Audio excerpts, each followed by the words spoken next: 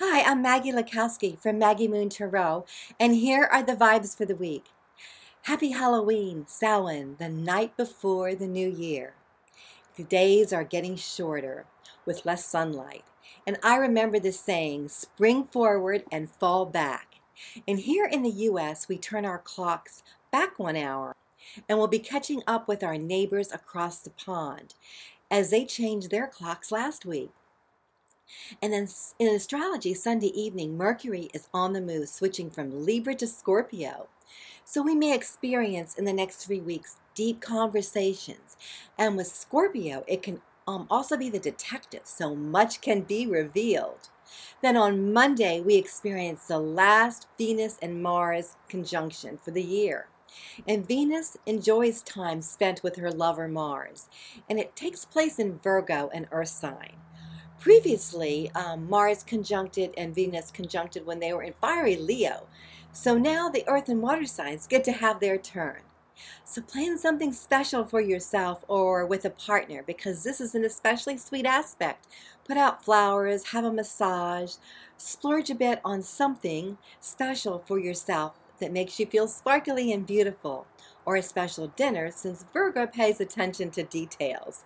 So can we, and it can be with candlelight music, or just creating a special treat.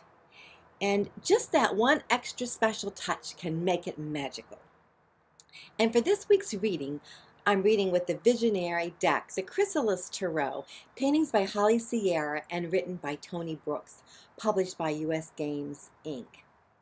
And the Chrysalis deck won the COVR Award winner for the Best Tarot Deck of 2015 and was selected Tarot Deck of the Year in 2014 by tarot professionals worldwide. Some of the themes in the cards are familiar, and others are there to illuminate, inspire, and add to our own self-reflection. And there's a wonderful and welcoming Facebook study group called Chrysalis Tarot Study, facilitated and administered by the inspirational Juliana Maria Ramirez, that you can join to post your cards and reflections, sharing with others, seeing what others are experiencing with this deck. And occasionally Holly and Tony will post too. And I've included a link in the About section, the little down arrow. And then early in 2016, the anxiously awaited Chrysalis Tarot Companion book comes out by Tony Brooks and Holly Sierra. The cards come with a white book, but this companion book will contain extensive information and background for the characters, symbols, and images in the cards. The Chrysalis Tarot is truly a magical journey with mystical messengers. So let's begin and see who we meet along the way, and see what whispers of inspiration they have to share for us this week. And for the beginning of the week, the Six of Mirrors comes out. And mirrors is in the suit of cups, and its values are love and nourishment.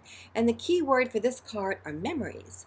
The Irish Fae is playing his flute in the garden, surrounded by flowers. And in the card, there's 6 reflecting pools. In Ireland, it's believed that the fairies dance on the night of Samhain.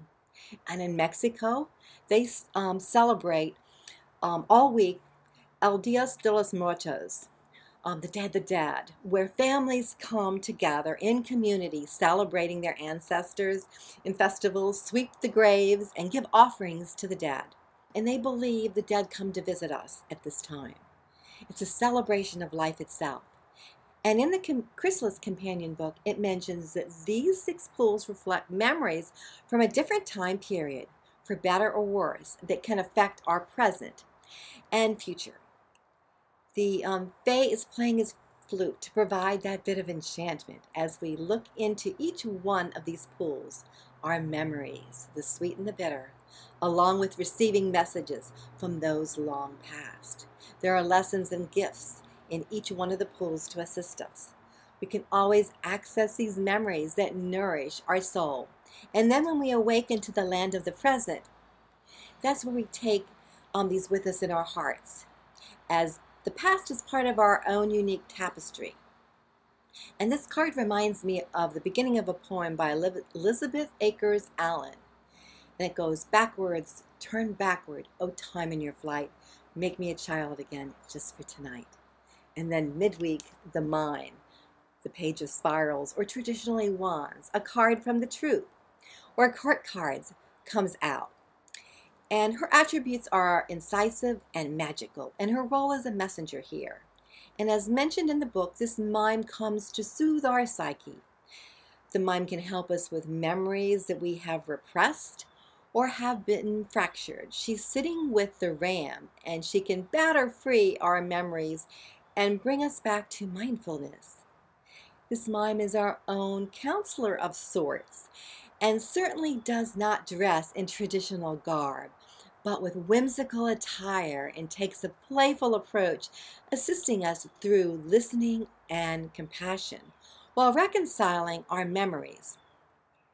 A mime can be our messenger to help us figure out the puzzle pieces of our life and see where they all fit in. Maybe like in some jigsaw puzzles, and extra pieces in the box, and it takes us a while to know it doesn't fit in our puzzle, or maybe in our life, and belongs to another. We can give anything that does not fit back to the mime, and she can hold on to it and find the puzzle where it does belong. And then at the end of the week, Psyche, traditionally the World card, is drawn. Her attribute is ascension. Psyche represents a soul or butterfly in Greek mythology, and is thought of as the winged goddess of the soul. She transcends from the chrysalis to the butterfly and is a symbol to us of transformation. Often when we see a butterfly, it reminds us of someone who has passed from this life and has a message for us. She dances above the world, where it looks like the sunflower here, of consciousness, to ascension. She is a reminder to look to our higher calling. And as the veil or door closes to one world, it opens to another. And I was struck by the timing of this card as we are entering into November, a 1 month in numerology for the year 2015. It's a time of new beginnings. November the 1st, the 11th, 11/11 are auspicious dates where we can be given new information and another door opens to those of us who are willing to leave something behind. And Psyche's gifts are ones of clarity. And in the book it mentions the quote from Hamlet to Horatio, "There are more things in heaven and earth than are dreamt of in our philosophies." And as we move to our higher calling, which is a lifelong endeavor, we're all in different places in our tapestry, and there are many doors to reach our soul's calling. And sometimes we think, who, me? Because in life, things may not be always working the way we had planned. Life is messy. And in the South, they have an expression, she's a beautiful mess. So no worries, no matter where we are in our life, there's always a door open to us, and it does not have to be on 11/11. And it reminds me of a quote written on a stone I pass every day in the graveyard next to my house, from the poet Alfred Lord Tennyson. "More things are wrought by prayer than this world dreams of." And that, my friends, are the vibes for the week. If you've enjoyed this video, I invite you to click on the like and subscribe buttons and share with your friends. And I've included in the down arrow in the About section links to the Chrysalis Tarot and the Facebook study group called the Chrysalis Tarot Study, facilitated by Juliana Maria Ramirez, links to Holly Sierra and Tony Brooks, and my website, maggiemoontarot.com, in case you'd like to contact me or schedule a reading. So, until we meet again next week, laugh often, love much, create your own happiness, believe in miracles and magic, be kind, support each other. Namaste.